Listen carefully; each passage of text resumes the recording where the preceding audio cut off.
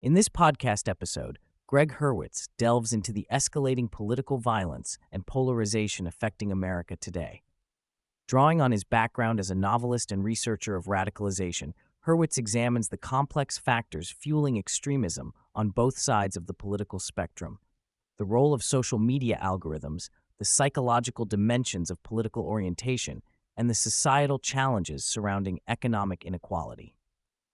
He also critiques common interventions addressing hate and discrimination, outlines potential solutions for more constructive political discourse, and reflects on the broader cultural and symbolic divides shaping contemporary American discourse.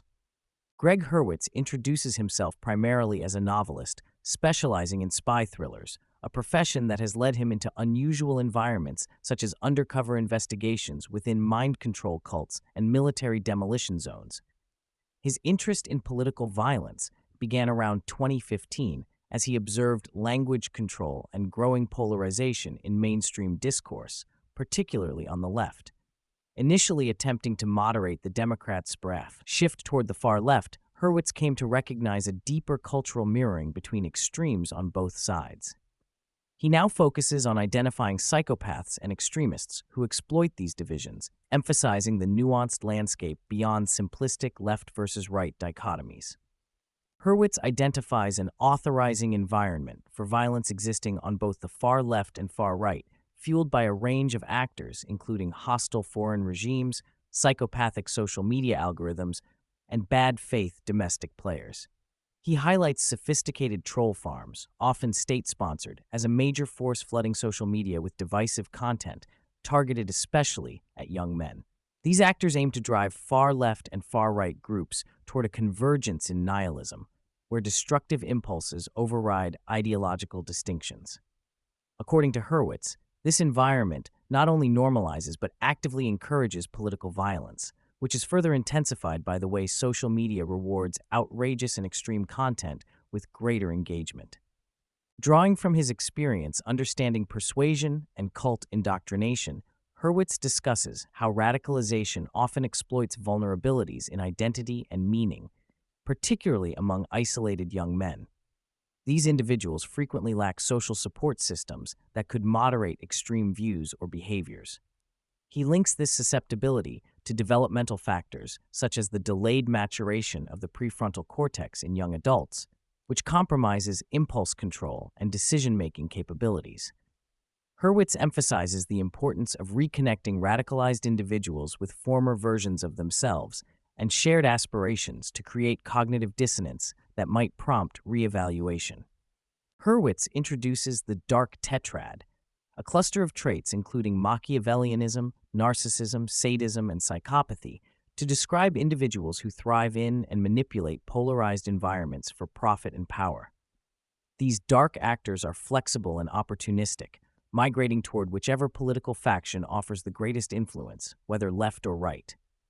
This nihilistic cadre celebrates chaos and conflict, further fueling the hostile environment, and complicates efforts to find genuine common ground or stability. Hurwitz contrasts current reactions to high-profile political violence with attitudes from past decades. He notes how figures with controversial viewpoints on both the left and right, such as Harvey Mansfield and Andrea Dworkin in the 1990s, operated within heated but stable cultural norms. In today's climate, violent acts are often met with ambiguous or politically charged responses rather than unequivocal condemnation. This ambiguity reflects and feeds radicalization by allowing extremist narratives to flourish unchecked.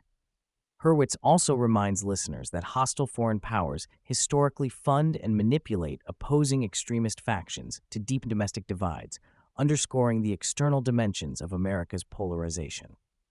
One of the key insights Hurwitz offers is that extremist groups on the far left and far right increasingly converge on a shared horseshoe of nihilism, where ideological differences dissolve in favor of destructiveness and despair. This convergence makes it difficult to rely solely on political orientations to assess threats or develop solutions. While distinct extremist factions persist, the overriding risk lies in individuals and groups meeting at this dangerous middle ground, where no lives matter and violence becomes a normalized outlet. Hurwitz provides a detailed critique of social media's role in radicalization. He points out that addictive algorithms designed to maximize user engagement prioritize outrage and polarization, thereby fostering echo chambers and recruiting vulnerable individuals into extremist communities. Platforms like Blue Sky, often perceived as safer digital spaces, also contribute to radicalization due to their design and community dynamics. Hurwitz calls for transparency in algorithms, advocating for independent oversight to understand how content is recommended and amplified, and to expose coordinated inauthentic behavior such as bot swarms or foreign disinformation campaigns. Exploring the psychological underpinnings of political divisions, Hurwitz discusses the Big Five personality traits, especially openness to experience and conscientiousness. He explains that liberals generally score higher in openness, favoring novelty and diversity, while conservatives tend to rank higher in conscientiousness, valuing order, predictability, and tradition. These differences shape political preferences and group identities without necessarily aligning with racial or ethnic lines. Hurwitz argues this biological and psychological variability highlights the necessity of mutual respect and the accommodation of differing worldviews in constructive political discourse. Hurwitz emphasizes growing economic inequality as a fundamental driver of political discontent and radicalization. He cites data showing trillions of dollars have shifted from the bottom 90% of Americans to the wealthiest 1% since the Reagan era, facilitated not by free markets, but by regulatory capture and lobbying. This systemic rigging undermines trust in institutions and fuels feelings of exclusion, especially among blue-collar and working-class Americans who traditionally form the backbone of national cohesion. Hurwitz warns this economic alienation fosters nihilism and political extremism, threatening social stability and the willingness of citizens to engage in democratic processes. Critiquing popular methods to combat anti-Semitism and systemic bias, such as diversity, inclusion, and anti-oppression (DI) trainings, Hurwitz presents data indicating these approaches often backfire, increasing hostility and perceptions of victimization. For example, exposure to certain types of anti-oppression content can heighten negative attitudes and defensiveness rather than reduce prejudice. Hurwitz advocates instead for education rooted in universal values and shared human stories that uplift commonality rather than emphasize tribal grievances or victimhood hierarchies. He stresses the importance of not forbidding or tabooing difficult conversations, but allowing open dialogue grounded in respect. Hurwitz calls for leaders and citizens alike to transcend partisan tribalism by focusing on shared American and Western values that uphold the social center while allowing for pluralism. He highlights moments of bipartisan goodwill, such as public displays of respect between politicians from opposing parties, as hopeful signs of bridging divides. Hurwitz urges moving beyond zero-sum grievance politics toward conversations that acknowledge complexity and multiple truths without demonizing opponents. Achieving this balance is crucial for confronting external threats like foreign interference while addressing internal structural problems. Acknowledging the fragmented media landscape, Hurwitz critiques the way both sides appeal to radical elements for clicks and visibility, incentivizing the amplification of extremist rhetoric. He compares the left's historical failure to police its far-left elements with the right's relative strength in delineating boundaries, suggesting this dynamic influences who can mobilize mass support.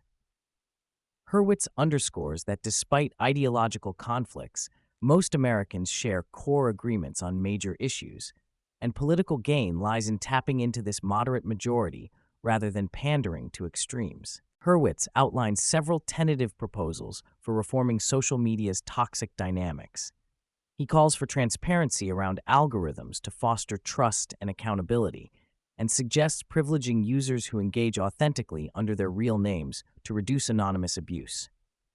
He stresses that freedom of speech should not mean freedom of profit-driven amplification by predatory algorithms or foreign adversaries. Human judgment should be reintroduced in content moderation decisions to handle context-sensitive issues beyond AI's current capabilities. Finally, identifying and removing coordinated inauthentic content, such as bot swarms, would limit manipulation and decrease online radicalization. Hurwitz concludes by highlighting a deep cultural fissure between secular, fact-based ways of understanding the world and symbolic, mythological, or religious modes of meaning-making. Both frameworks are currently disconnected, leading to mutual incomprehension and miscommunication. He argues that reintegrating these perspectives through translation and dialogue is essential to restoring a shared cultural fabric capable of sustaining collective meaning and cooperation. Regarding whether any segment of the political left, including media and entertainment industries, has taken responsibility or expressed regret for legitimizing violence against conservatives, the discussion implies a general lack of such accountability. Hurwitz notes the presence of bad faith actors on all sides, but expresses frustration over the left's insufficient condemnation of far-left violence and mob tactics. This failure contributes to further polarization and undermines prospects for mutual understanding or de-escalation. The episode suggests that meaningful responsibility would require honest acknowledgement of harmful rhetoric and actions, coupled with concrete efforts to rein in extremism within one's own political community.